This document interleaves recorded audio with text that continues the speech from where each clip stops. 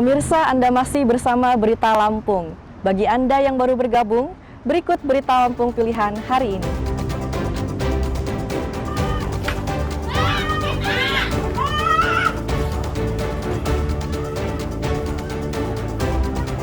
Penyergapan bandar narkoba di kampung perairan Tulang Bawang diwarnai teriakan histeris keluarga tersangka.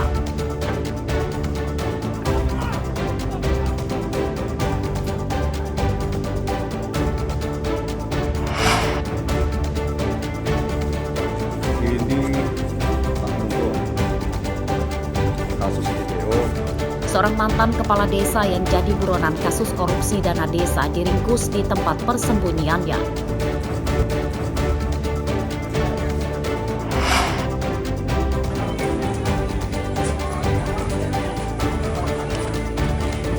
Razia tempat hiburan malam di Lampung Tengah, petugas periksa kesehatan para wanita penghibur, cegah penularan HIV/AIDS.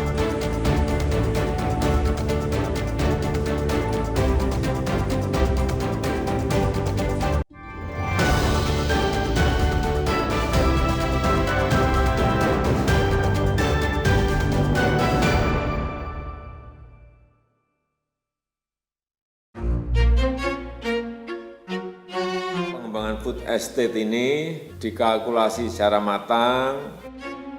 Kalau kemudian negara itu tidak mampu memperkuat, boya paling enggak negara itu jangan hancurkan.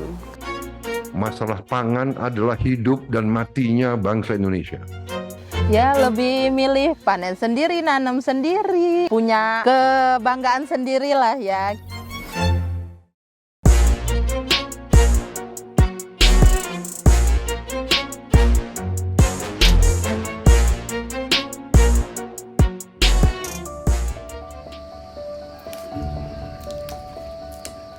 Sebelum fajar menyingsing, Neneng Rosdiana sibuk di dapur. Mungkin apa yang dimasaknya tak istimewa, namun kangkung ini adalah hasil keringatnya. Bertempat di Desa Sinar Harapan, Kampung Keagungan, Kabupaten Pesawaran, Lampung, Neneng yang tergabung dalam kelompok wanita tani Mentari pergi ke kebun bersama perempuan desa lainnya. Jaraknya tak begitu jauh dari kampung. Hanya saja jalan menanjak ini tak mulus. Meski begitu semangatnya tak surut, sebab mereka akan memanen kangkung yang ditanam 3 bulan lalu. Wajah senang terpancar saat melihat hasil berkebun mereka.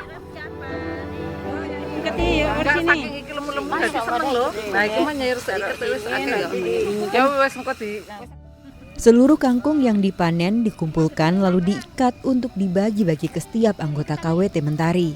Satu orang bisa mendapat 2 ikat kangkung. Dikonsumsi sendiri ya Kak ya, sebagian juga dijual. Keuntungannya bisa diputar kembali sesuai kesepakatan untuk modal kan. Terus kalau hasil panen melimpah dan harga jual di pasar anjlok ya, biasanya lebih baik disimpan atau diolah. Atau dibagikan ke warga sekitar Kak, daripada harus dijual murah kayak gitu. Ya, harga jualnya memang murah. Hanya Rp5.000 untuk 2 ikat kangkung. Mereka bisa menanam, merawat, lalu memanen. Namun di balik itu, KWT Mentari punya segudang masalah, terutama soal lahan. Untuk lahannya ini kita masih numpang di tempat orang Kak, kita belum punya lahan juga kayak gitu. Ini juga sih salah satu tantangannya, kita takut nanti tiba-tiba lahan diminta lagi sama yang punya, pasti kita juga bingung kemana harus nanem ini lagi. Udah sekitar 3 kali. Pertama ada di bawah situ kita tanemin kangkung gagal, tanemin terong juga gagal. Kita pindah lagi di tempat pamanku juga ternyata gagal juga Kak, gagal. Akhirnya pindah lagi ke sini. Saat petani seperti Neneng dihadapkan masalah lahan, pemerintah Indonesia dengan mudah membuka lahan untuk program andalannya lumbung pangan atau food estate.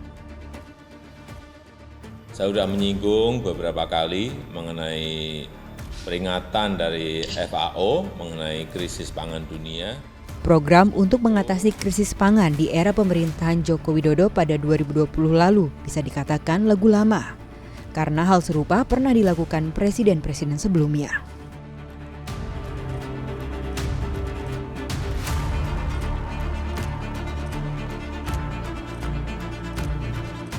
Kini, Prabowo Subianto terus melanjutkan program food estate.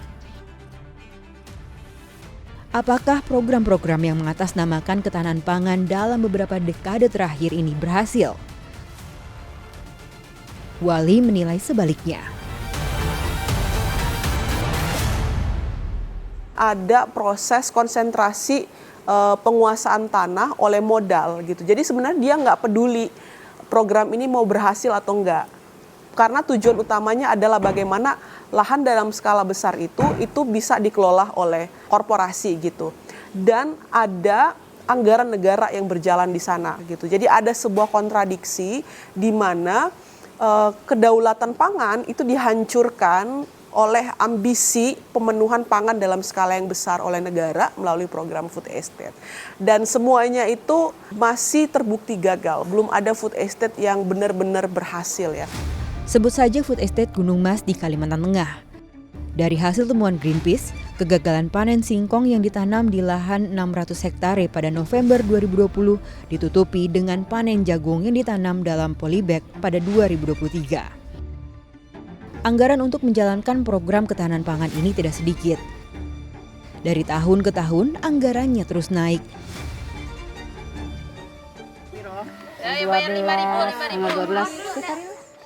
Saat pemerintah menggelontorkan dana triliunan rupiah untuk kebutuhan pangan, Neneng dan 15 anggota KWT Mentari mengelola lahan 4 are ini dari hasil iuran Rp5.000 per pekan. Salah satunya untuk pengadaan pestisida. Tak ada bantuan dari pemerintah membuat mereka harus membeli sendiri obat pengusir hama tanaman itu. Jika tidak, potensi gagal panen sangat tinggi karena hama. Begitupun untuk bibit. Mereka membeli bibit lalu menanamnya pada lahan yang ada. Kebanyakan tanaman yang dikembangkan KWT Mentari adalah jenis hortikultura dan tanaman obat keluarga atau toga. Namun sebenarnya ada bantuan yang mereka dapat dari pemerintah, seperti bibit dalam polybag ini. Lalu ada juga pemberian pupuk. Kalau mau tahu isinya itu,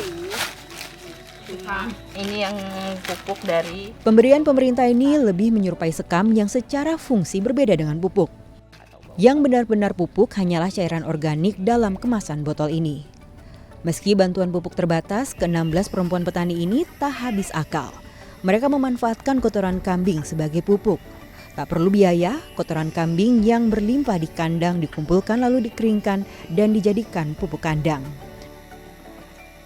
Pupuk yang sudah siap guna dibawa ke kebun untuk disebar di setiap tanaman.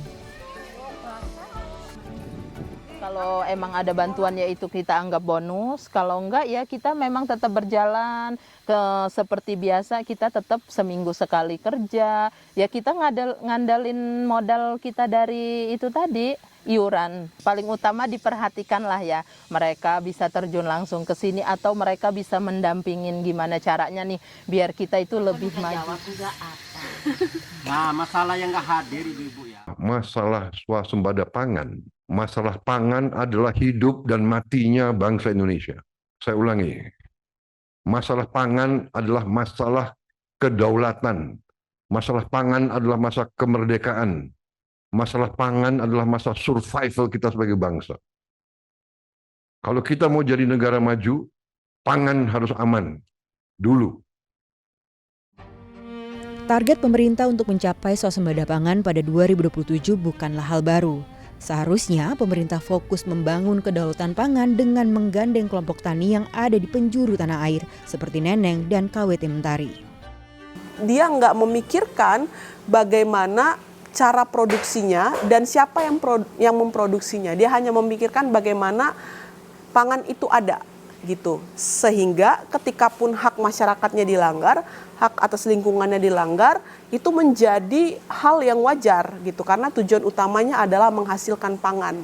Kalau kemudian negara itu tidak mampu memperkuat aksi-aksi kolektif komunitas seperti Ibu Neneng ini, kita udah nggak akan punya lagi kekuatan bersama dalam proses pemenuhan kedaulatan pangan kita. Tanah ini bukan sekedar pijakan, tetapi juga menahan harapan. Bukan hanya benih yang kita tabur, tetapi mimpi agar hidup tak hancur. Nadia Kartika melaporkan dari Pesawaran, Lampung.